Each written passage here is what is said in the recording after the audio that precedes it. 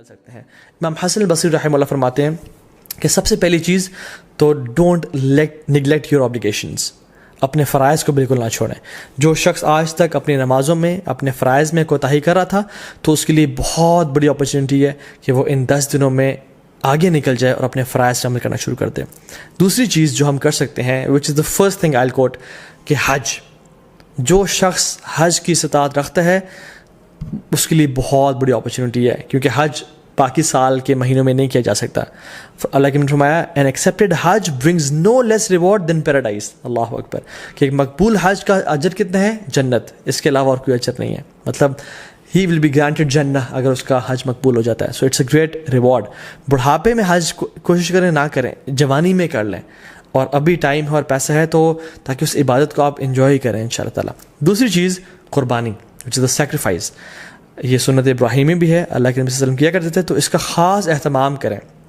یہ مت سوچیں کہ نہیں ہم قربانی نہیں کرتے، چلے ہم کچھ اور کام کر لیتے ہیں، بلکہ یہ ایک غلط سوچ ہے. لوگ کیا کرتے ہیں انفارچونیٹلی آج کل کہ یار قربانی سے بہتر ہے کسی غریب کی مدد کر دو یا کسی کے گھر میں کولر لگوا دو. تو آپ کو یہ اس نیکی کا خیال باقی پورے سال نہیں آیا، اس قربانی کا ریپلیسمنٹ ہی آپ نے کرنا ہے جو کہ سنت ابراہیمی ہے. اگر ایک انسان واقعی میں سنسیئر ہے اپنے ساتھ تو وہ ہر مہینے صرف 1000 روپیز ہی سیو کرے اپنے لیے، تو وہ سال کے اینڈ میں ان ایام میں ایک حصہ ڈال سکتا ہے، قربانی کر سکتا ہے. ہمیں تب تو خیال نہیں آتا غریب کے گھر میں کولر لگوانے کا یا لوگوں کی خدمت کرنے کا جب ہم ریسٹورینٹس میں 5-5 ہزار کی یا لیوش بفیز کھا رہے ہوتے ہیں. لیکن why do we want to replace قربانی ود اینی گڈ ڈیڈ؟ دونوں کریں انشاءاللہ. اور باقی 11 مہینوں میں یہ اپرچونیٹی بھی ہے کہ ہم غریبوں کی مدد کر سکیں. سو قربانی لازمی کریں اور اسے خاص اہتمام کریں. ایک اور چیز جو ہم کر سکتے ہیں وہ ہے نمازیں، نوافل کثرت کے ساتھ پڑھیں. سنن روابط جو کہ 12 نفل ہیں جن کے بارے میں فرمایا اللہ نے کہ جو شخص یہ پڑھتا ہے اللہ تعالیٰ جنت میں اس کا گھر تعمیر کر دیتے ہیں، جس کے بارے میں کثرت سے بتا چکا ہوں پہلے بھی. تو اس کے اہتمام کریں، صلاۃ الضحیٰ کا اہتمام کریں، تہجد کی نماز کا اہتمام کریں. ٹھیک ہے، تو تحیۃ المسجد، تحیۃ الوضو کا اہتمام کریں. تو کثرت سے نوافل کا اہتمام کریں انشاءاللہ. چوتھی چیز قرآن کو پڑھیں اور تدبر کریں، کیونکہ سلف صالحین کہا کرتے تھے کہ there is no deed better than reading Quran and pondering upon it. اس کے بارے میں سوچنا اور تدبر کرنا.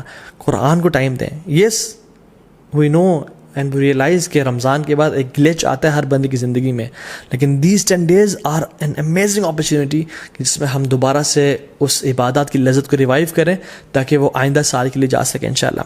اینڈ ریممبر اللہ سبحانہ وتعالیٰ، وچ از دا 5th پوائنٹ، کثرت سے التحلیل و تکبیر و تحمید، لا الہ الا اللہ، اللہ اکبر، سبحان اللہ، الحمدللہ. کثرت سے پڑھیں اللہ اکبر اللہ اکبر اللہ اکبر، لا الہ الا اللہ اللہ اکبر اللہ اکبر وللہ الحمد. کثرت سے اللہ تعالیٰ کا ذکر کریں کیونکہ اللہ کی نے یہ ہمیں ڈیڈ حدیث میں سجیسٹ کیا کہ تم نے یہ کام کرنا ہے انشاءاللہ.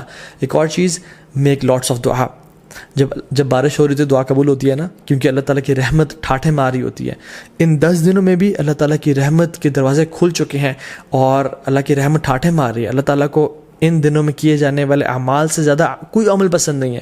تو کثرت سے دعا کریں، ہو سکتا ہے کہ یہی وہ 10 دن ہو جن میں آپ کی دعائیں انشاءاللہ قبول ہو جائیں. And number 7th point is give lots of charity. Sacrifice تو ہم نے کرنا ہے، لیکن ان 10 دنوں میں کووڈ-19 بھی چل رہا ہے، لوگوں کے بزنس ٹھپ ہو چکے ہیں، غریب بیچارے مشکل میں ہیں، ان کی کثرت سے مدد کریں انشاء اللہ. اور ان دنوں میں آپ اپنی زکوٰۃ بھی نکال سکتے ہیں اگر آپ نے نہیں نکالی، اور اپنے رشتہ داروں پہ خرچ کر سکتے ہیں، اپنی فیملیز پہ خرچ کر سکتے ہیں، اور اسپیشلی جو لیس پریولیجڈ لوگ ہیں ہمارے معاشرے میں ان پہ خرچ کریں کثرت کے ساتھ.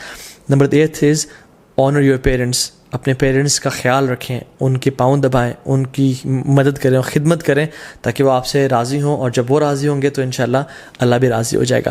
Number 9th point is صلۃ الرحم. اپنے قریبی رشتہ داروں کے ساتھ اچھا close ties of kinship maintain کریں. May be call them, send them gift, tell them that you love them for the sake of Allah subhanahu wa ta'ala, and just maintain the ties of kinship.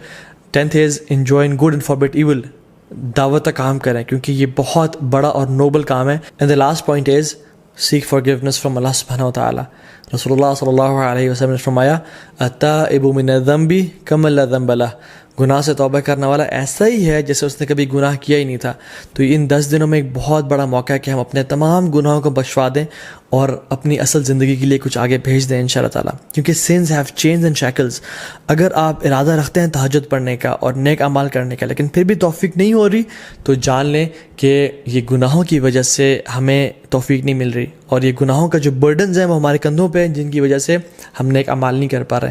So in this race of good deeds throw off your burdens inshallah ta'ala, or start with a fresh mind and with a new motivation. What is the dua, what is the best dua for the day of Arafah?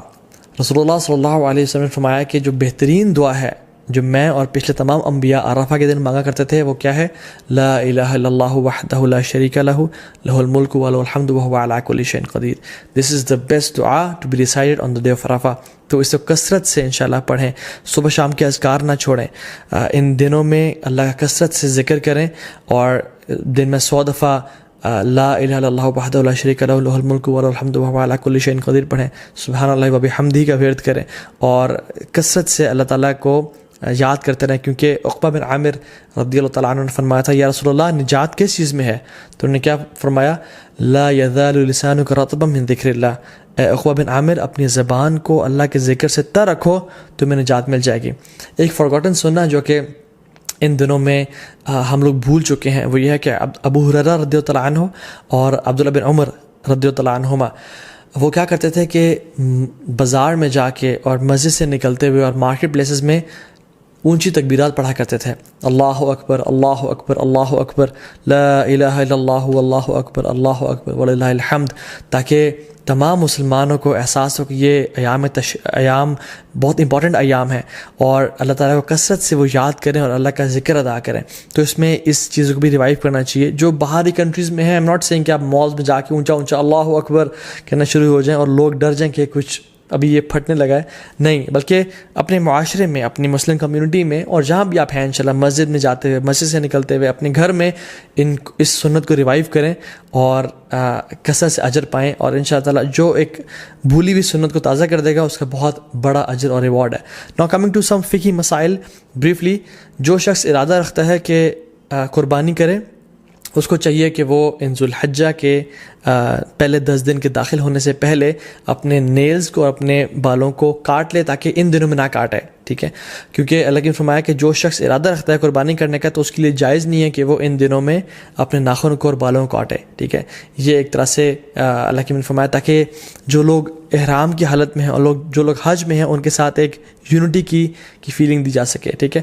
ہاں، جو families مطلب جو wife ہیں اور جو بچے ہیں جو قربانی نہیں کر رہے وہ لوگ کاٹ سکتے ہیں انشاءاللہ، دیٹس ناٹ اے پرابلم، لیکن اگر وائف قربانی اپنی بھی کر رہی ہیں تو پھر ان کے لیے بھی ہے کہ وہ اپنے بال اور ناخنوں کو نہیں کاٹیں گے انشاءاللہ تعالیٰ۔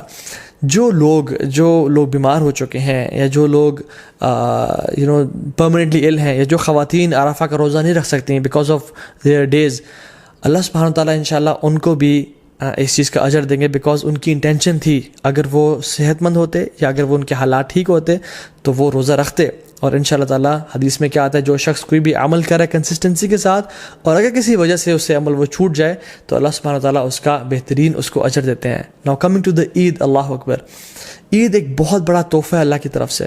قرآن میں اللہ تعالیٰ فرماتے ہیں قُلْ بِفَضْلِ اللَّهِ وَرَحْمَتِهِ فَبِذَلِكَ فَلْيَفْرَحُوا، بے شک اللہ کے رحمت اور اللہ کی طرف سے فضل کے ساتھ فَبِذَلِكَ فَلْيَفْرَحُوا، اللہ تعالیٰ اس میں ریجوائز کرو اور خوشیاں مناؤ، کیونکہ یہ بہتر ہے ان سب سے جو تم لوگ جمع کرتے ہو۔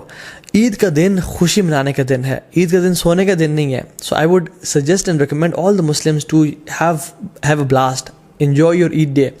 دیکھیں مسلمانوں کی 2 عیدیں ہیں، ایک عید the first Eid comes after the best 10 nights of Ramadan and the second Eid comes after the best 10 days of Dhul-Hijjah. The first Eid comes after the month of fasting and the second Eid comes after the month of Hajj and Ibadat. The first Eid comes after the best night, which is the night of Laylatul Qadr, and the second Eid comes after the best day, which is the Yawm al-Arafah. Or if we ponder upon these Eids کہ اللہ تعالیٰ نے ان کو یہاں کیوں place کیا، تو we realize کہ ہمارا جو عید کا تعلق ہے وہ اللہ کے سامنے عبادات سے ہے، اللہ تعالیٰ کے سامنے سبمیشن سے ہے کہ جب ہم عبادات کرتے ہیں اور ایز اے رزلٹ اللہ سبحانہ وتعالیٰ ہمیں عید کے دن ہمیں گفٹ کرتے ہیں، تو عید کی جو اصل ایسنس ہے نا وہ یہ ہے کہ اللہ تعالیٰ کو راضی کیا جائے اور اللہ تعالیٰ کے سامنے سر جھکایا جائے اور اپنی اصل زندگی کا جو پرپز ہے وَمَا خَلَقْتُ الْجِنَّ وَالْإِنسَ إِلَّا لِيَعْبُدُونَ، ہم نے انسانوں اور جنات کو اپنی عبادت کے لیے پیدا کیا، تو جب انسان اپنا پرپز آف لائف فلفل کر رہا ہوتا ہے تب اسی انسان کے لیے اصل میں عید کا دن ہے۔